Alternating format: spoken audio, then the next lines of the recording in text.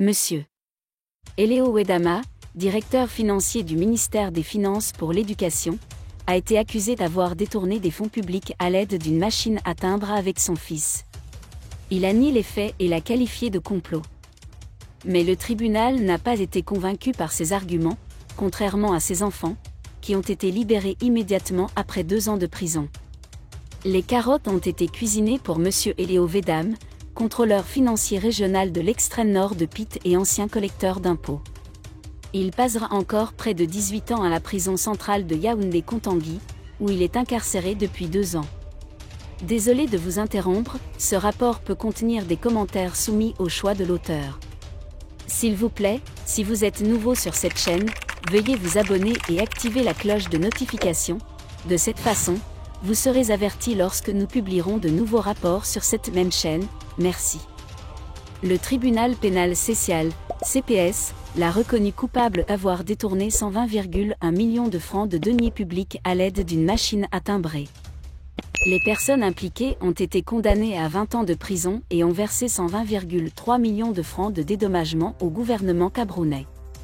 Il a également dû payer des frais de justice de 789 000 francs au trésor public, tandis que ses droits civiques ont été révoqués lors de sa condamnation. Le tribunal a également ordonné la confiscation des avoirs financiers saisis sur 2 comptes qu'il a ouverts dans les livres de l'Alliance et coursiers.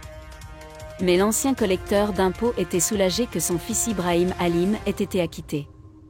Monsieur Ali a été mis en examen contre son père soupçonné d'association de malfaiteurs en vue de détourner des fonds publics et est incarcéré avec lui à la prison centrale de Kontangui à Yaoundé, totalement innocent des charges revenues contre lui.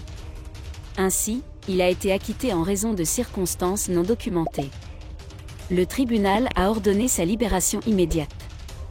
L'étudiant en 2e année de droit à l'université de Maroua a été libéré d'une décision de justice qui lui a permis de retourner à l'école.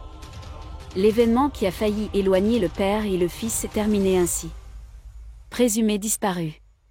Peu avant le verdict, le président du banc du TCS a fait un bref rappel du débat dans l'affaire.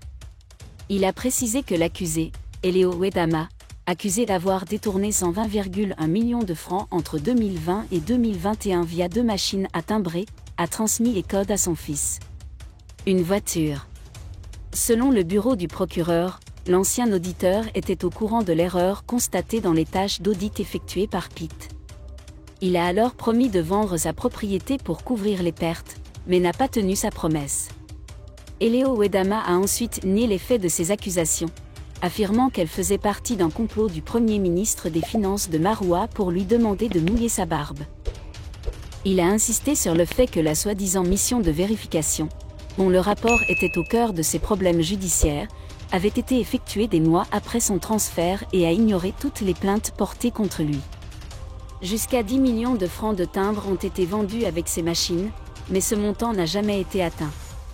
Selon lui, il n'est pas correct de l'accuser de détournement de 120,1 millions de francs. L'ancien caissier a contesté les affirmations selon lesquelles son fils, qui était nouveau dans le service, avait le code PIN et avait trafiqué les machines en question.